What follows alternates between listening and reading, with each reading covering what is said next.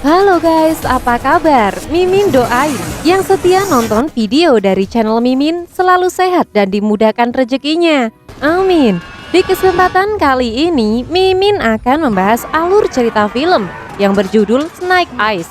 Film yang rilis pada tahun 2021 ini disutradarai oleh Robert Schwenke. Dibintangi oleh Haruka Abe, Henry Golding, Iko Uwais, dan nama besar lainnya. Film ini bercerita tentang seorang anak laki-laki yang menyaksikan ayahnya dibunuh dan dibakar di rumahnya oleh orang yang tak dikenal. Dan ia kemudian tumbuh dewasa sebagai petarung bebas yang jago seni bela diri berjuluk Snake Eyes. Jangan lupa guys, dukung kita dengan cara klik tombol like and subscribe. Jika menurut kalian film ini menginspirasi dan bisa diambil sisi positifnya, silakan share video ini supaya channel ini bisa berkembang dalam menyajikan alur film selanjutnya guys. Dan jangan lupa nyalakan tombol lonceng ya, supaya kalian bisa jadi penonton pertama dari tayangan channel ini guys. Oke, langsung saja, mari kita simak cerita filmnya guys. Kita intro dulu ya guys, supaya kalian inget ulang tahun kalian.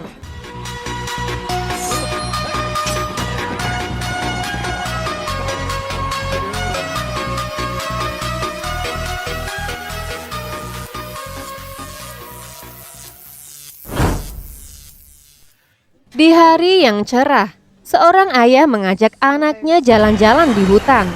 Lalu di malam harinya, saat sang anak sedang tertidur, tiba-tiba ia dibangunkan oleh ayahnya dengan tergesa-gesa. Ayahnya terlihat ketakutan.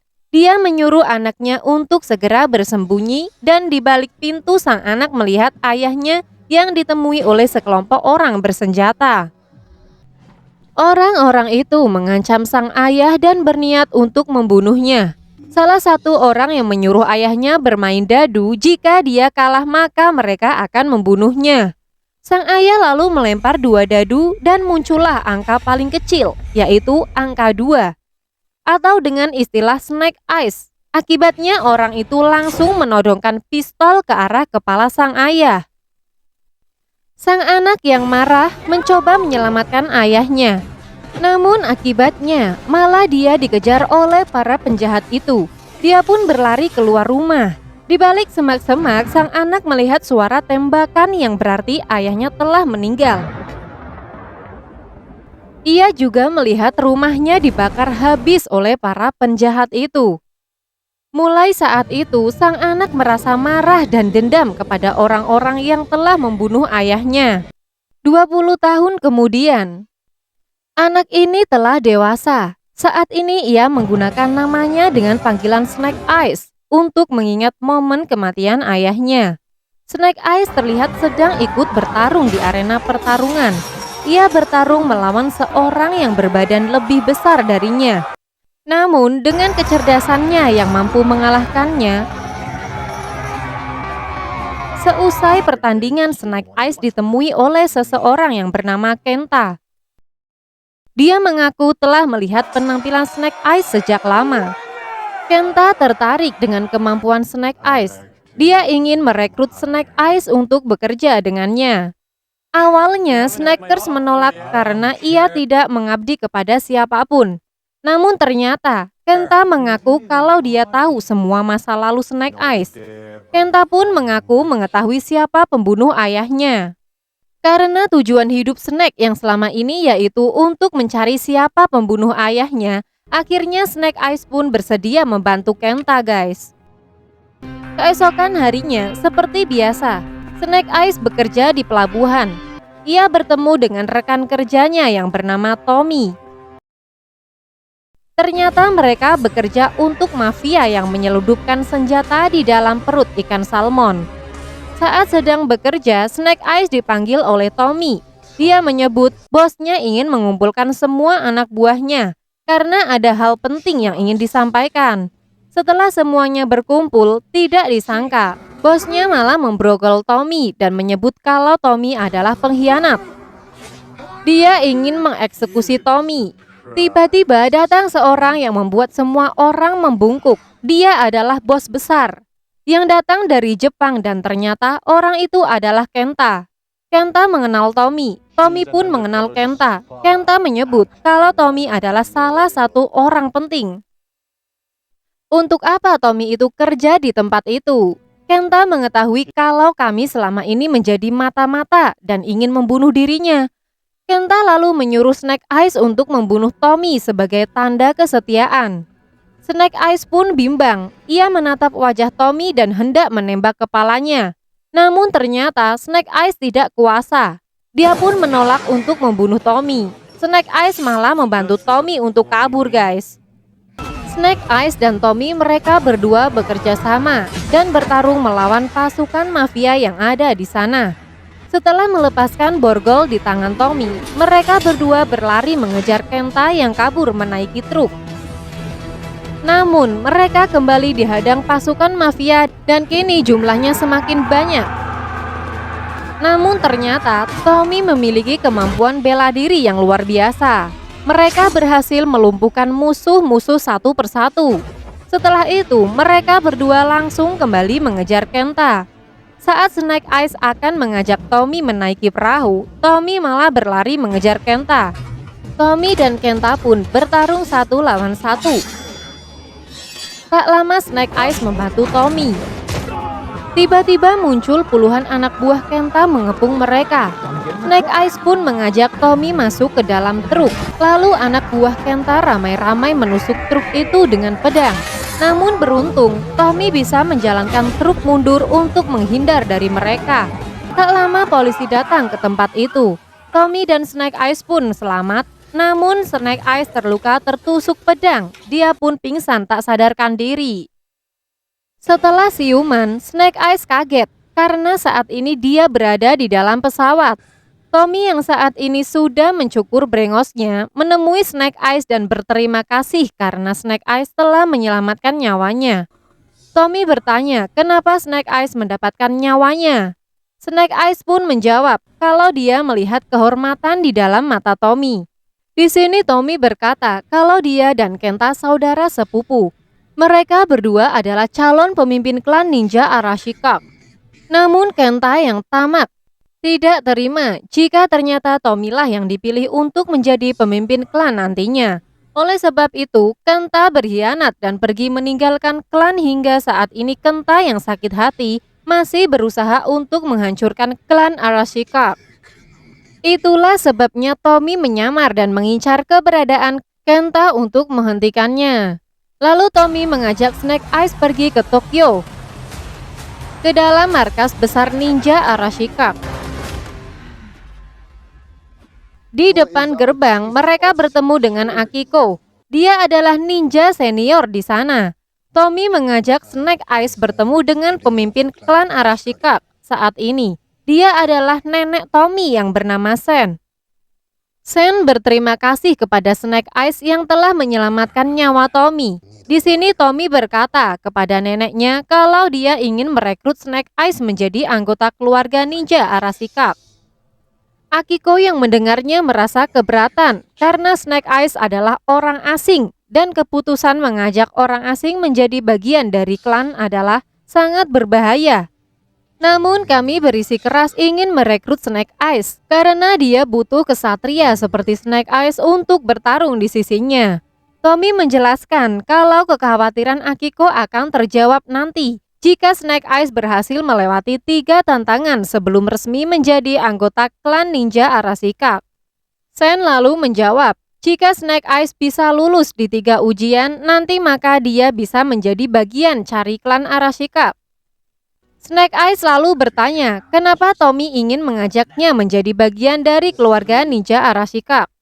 Tommy lalu menjawab dia juga melihat kehormatan di mata Snake Eyes. Tommy lalu mengantar Snake menuju ke ruangan tempat dia beristirahat. Di sana Snake Eyes melihat sekitar dan menyadari kalau keamanan di tempat itu sangat ketat. Kamera pengawas di mana-mana, dan juga ada jaringan internet. Keesokan harinya, Snake Eyes berlatih untuk mempersiapkan diri mengikuti ujian untuk menjadi bagian dari klan ninja Arashika. Sebelum memulai tantangan pertama, pemimpin memperkenalkan dua guru terhormat di sana. Mereka dikenal dengan nama Heartmaster dan Blind Master. Kemudian Heartmaster menjelaskan aturan dari tantangan pertama.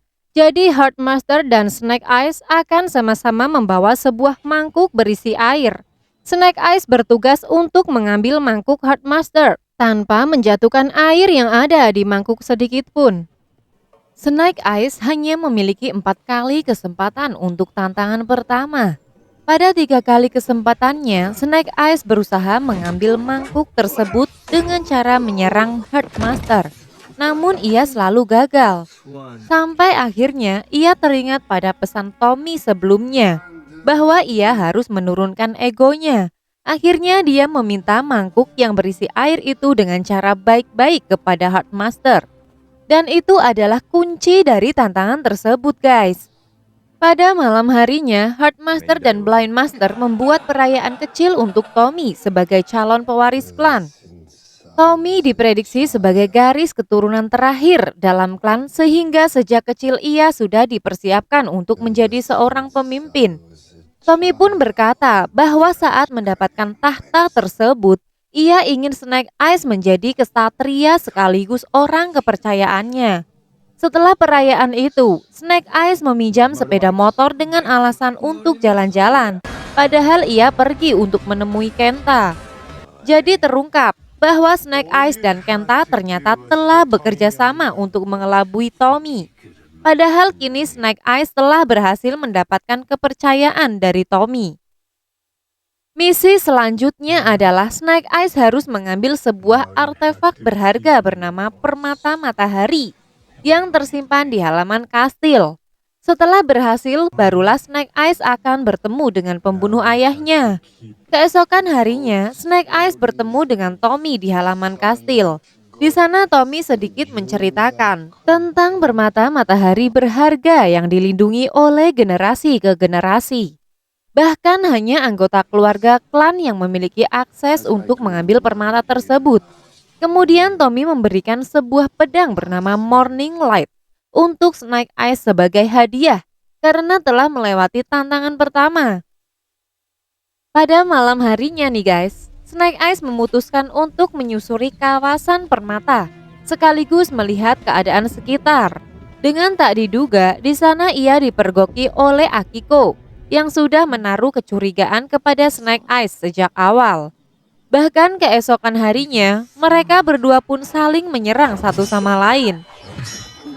Kemudian pertarungan mereka terhenti karena Akiko mendapatkan kabar dari Tommy bahwa Kenta saat ini sudah berada di Jepang. Akhirnya mereka pun memutuskan untuk menyerangnya malam itu juga. Saat mereka sampai di tempat Kenta, di tengah derasnya hujan mereka menyerang semua anak buah Kenta yang menghalangi mereka. Meski begitu, Snake Eyes tetap tahu batasan kapasitasnya karena bagaimanapun juga ia dan Kenta telah bekerja sama. Di sisi lain, Tommy dan Kenta berhadapan satu sama lain. Di sana terlihat bahwa Kenta jauh lebih unggul dari Tommy. Namun karena satu dan lain hal, Kenta memutuskan untuk kabur terlebih dahulu. Dari markas Kenta, mereka menemukan beberapa senjata yang dikirim oleh sebuah organisasi kejahatan penyalur senjata ilegal bernama Cobra. Diduga semua senjata itu akan digunakan oleh Kenta untuk memulai perang dengan mereka. Lalu mereka menghubungi seorang wanita bernama Scarlet untuk mendapatkan dukungan.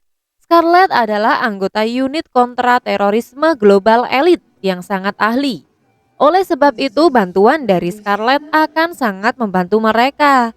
Dari sambungan telepon, Scarlet berkata bahwa ada seorang anggota Cobra bernama Baron yang diduga juga bekerja sama dengan Kenta.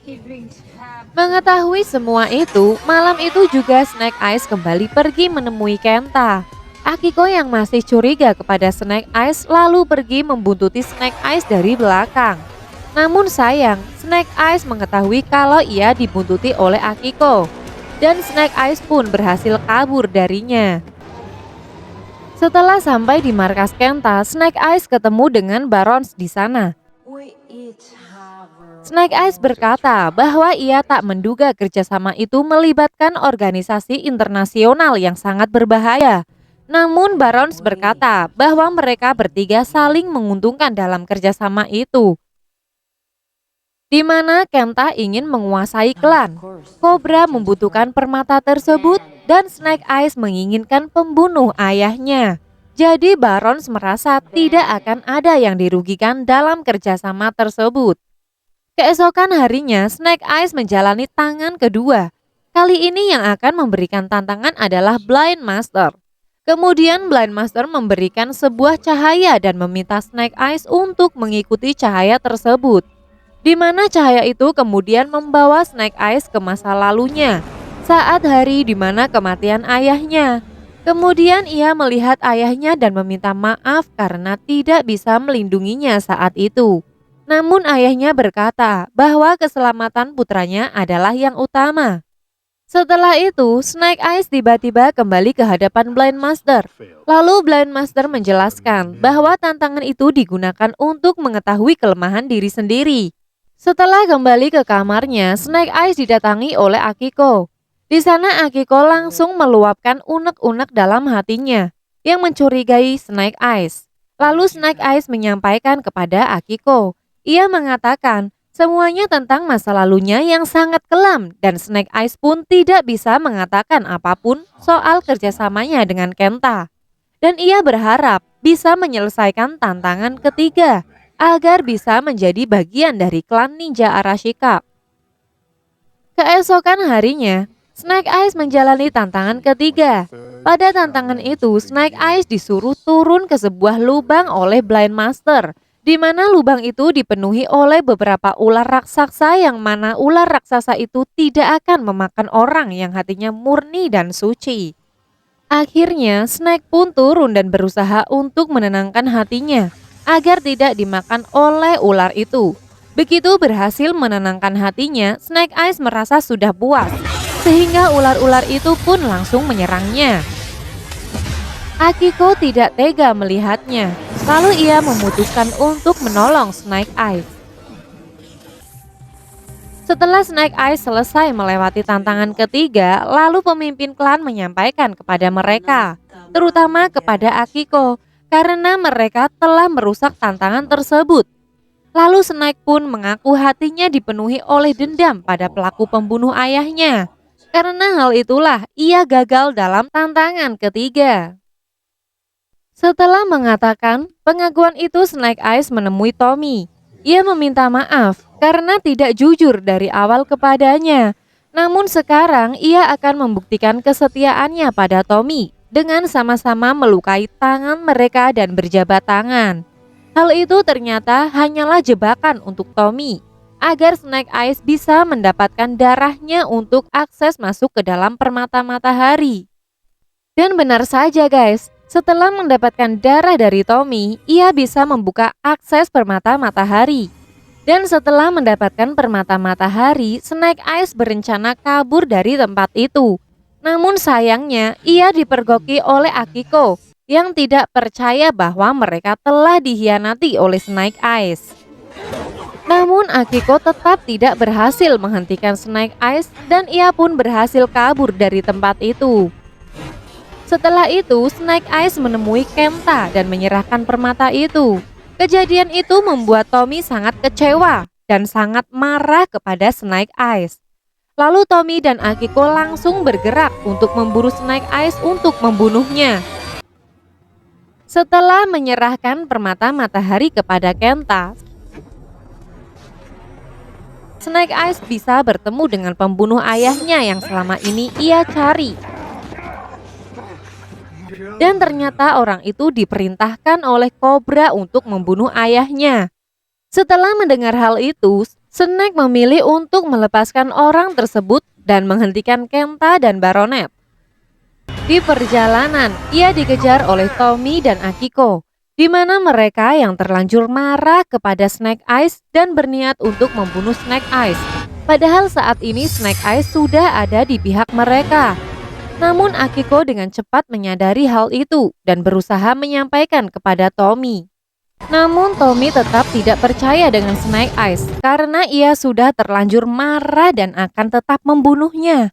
Akhirnya Tommy dan Snake Eyes bertarung di atas truk besar yang berjalan. Snake Eyes tetap berusaha keras untuk menjelaskan kepada Tommy bahwa untuk saat ini mereka harus bekerja sama untuk menghancurkan Kenta.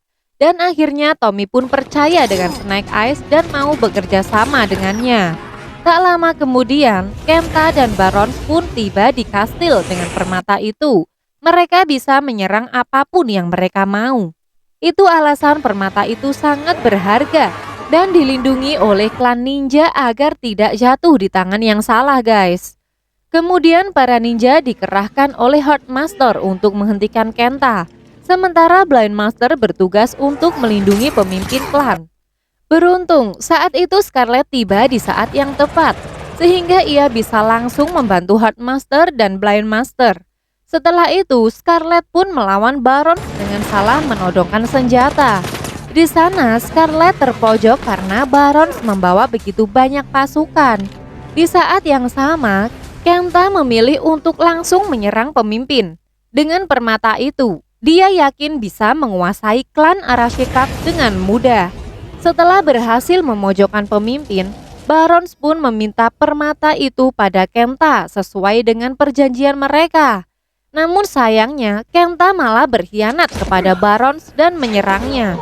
Di saat itulah, anak buah Kenta menginformasikan bahwa Tommy dan yang lainnya sudah tiba di kastil.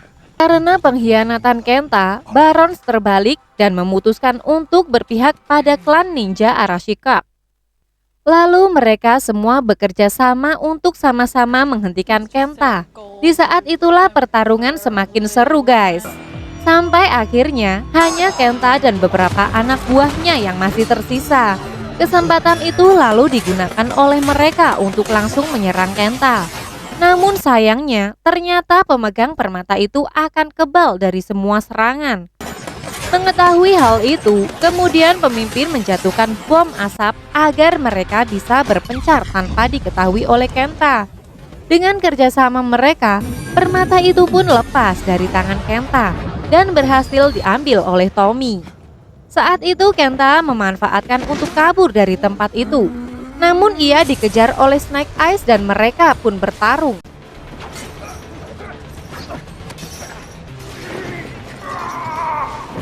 Hingga terjatuh ke lubang ular raksasa. Karena kebusukan hati Kenta, akhirnya ia dimakan oleh ular raksasa itu. Sementara Snake Eyes berhasil menjernihkan hatinya, dan ia pun tidak dimakan oleh ular itu. Kemudian ia bisa keluar dari tempat itu, guys. Dan di akhir film, Heartmaster dari klan ninja Arashikage mengamankan permata itu kembali. Dan pemimpin klan membatalkan tahta untuk Tommy. Dengan keputusan itu, Tommy memilih untuk pergi dari kastil dan meninggalkan klan ninjanya. Karena merasa itu adalah salahnya, Snake Eyes pun pergi dari kastil untuk membawa Tommy kembali. Lalu sebelum pergi, Snake Eyes mendapatkan buku tentang riwayat ayahnya yang ternyata ayahnya merupakan seorang Joe yang sudah menyelamatkan banyak nyawa. Dan kini Snake Eyes mendapatkan kedudukan ayahnya. Nah, itulah alur cerita film Snake Eyes yang dirilis tahun ini, guys. Jangan lupa guys, dukung kita dengan cara klik tombol like and subscribe. Jika menurut kalian film ini menginspirasi dan bisa diambil sisi positifnya, silakan share video ini supaya channel ini semakin berkembang dalam menyajikan alur film selanjutnya, guys. Dan jangan lupa nyalakan tombol lonceng ya, supaya kalian bisa jadi penonton pertama dari tayangan channel ini, guys. Sekali lagi jangan lupa guys, sama hari ulang tahun kalian. Salam Trans 8 Dimensi.